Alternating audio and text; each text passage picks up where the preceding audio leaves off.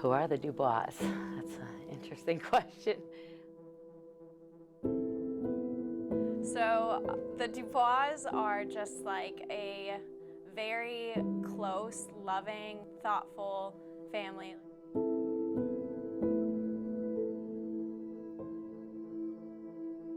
So, I think we're a close family that cares a lot about people, about the community, very involved wherever we've lived. We've lived in a few different places. I think we're a strong family, like to spend a lot of time with each other.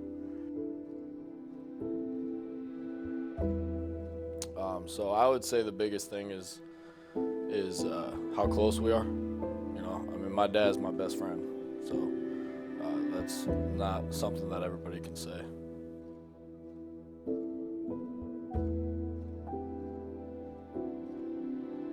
Parker's my middle child, 22 years old. Well, he would be 24 now. It's your birthday. I'm gonna get you a flag. How old are you, Parker? How old are you? Evan's not on here. How old are you today? The biggest heart, like that's how I describe them, just like loving, caring, and would do anything to put like a smile on someone else's face and to make them laugh.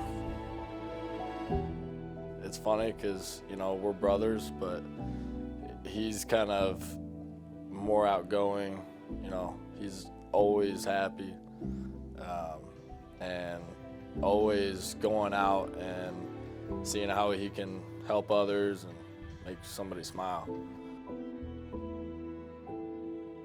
Yeah, he was on the homecoming court, and his heart really shined that year. He was a good athlete. He was a popular, good-looking kid, and what he decided to do was he had asked. We had a cheerleader, and she was the cheerleading captain and cheered with the girls, and she was a Down syndrome girl, and he had given her the flower and asked her to escort him out, and it was pretty touching. The parents were in the stands with us, and when we saw and told us what a big deal that was for their daughter and how that made her feel, and that was just the type of kid he was.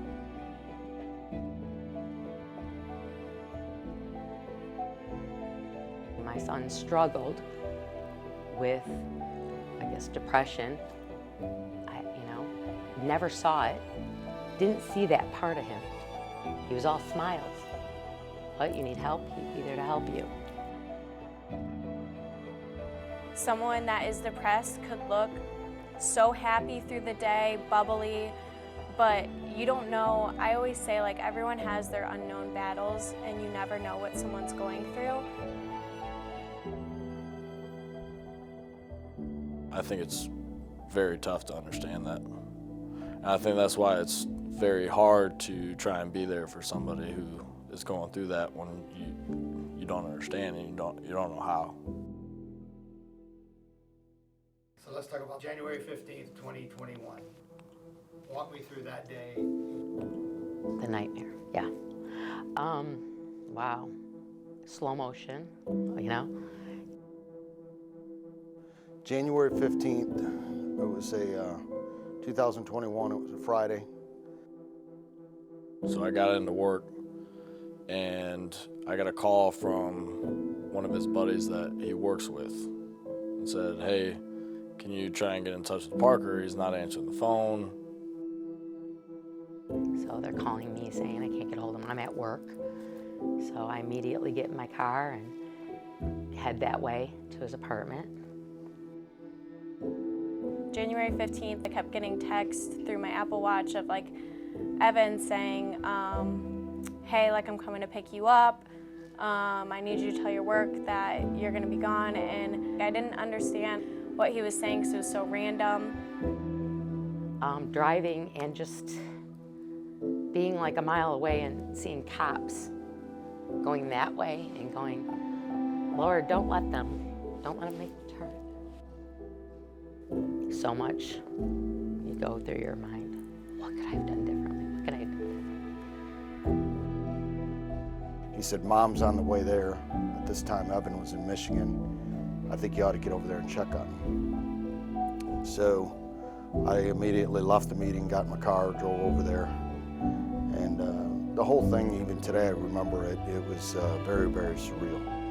I was knocking on his door, and no answer. I was yelling his name, and I reached down and the door was unlocked, and it just swung open. And I could see through to his apartment. You could see back to where the bedroom was. So I was calling his name, and I was walking through, and I could see where his sheets were feathered over, like he'd hopped out of bed. And then I thought maybe he was still in the bathroom, and I knocked on the bathroom door, and he had showered and he wasn't answering, and I walked into his room, and then over in the corner to the left is where I found him laying there that morning. And he had shot himself.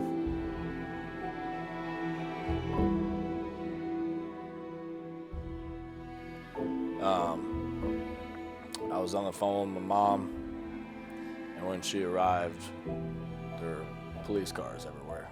And she just started screaming and hung up the phone, and that's all I got. And then like as soon as Evan pulled up, it was like I knew, and he just told me he's gone, and it was the worst day of my life. There was no saving him. He made a decision, and this is what I know as his mom. He was drunk. I know that. I know he wasn't in the right mindset. He was in a bad mindset, and it was a moment decision.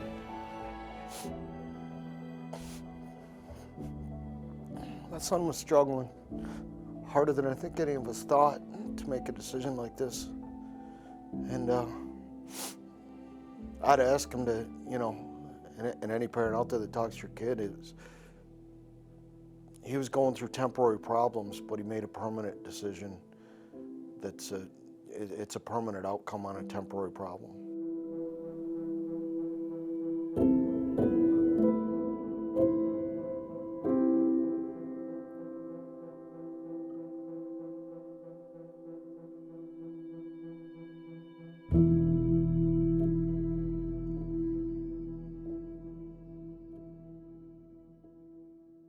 What does PD3 mean to you?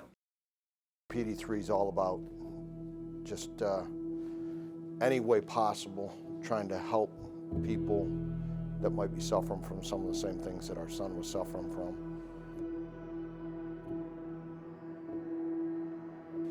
I've never met people who have been through something like this. I've never, or at least thought. And then when everything happened and PD3 came out, you start to see all this come up that, wow, there's a lot going on that has not been addressed.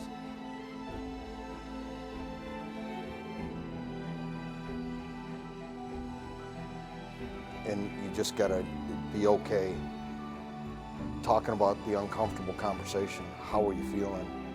Have you thought about hurting yourself? Are you feeling depressed? Make it a commonplace if you feel like that your young adult, whether they're in their early 20s or teens, are having those issues. I think it's a great message to young people. It's a great message to anyone, but especially men. And it's exactly what Parker would have wanted.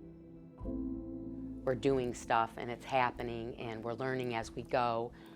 But we do want to keep his memory alive. He was funny and strong and smart, and yeah, we want to tell people that everybody has bad times, so let's get through that time.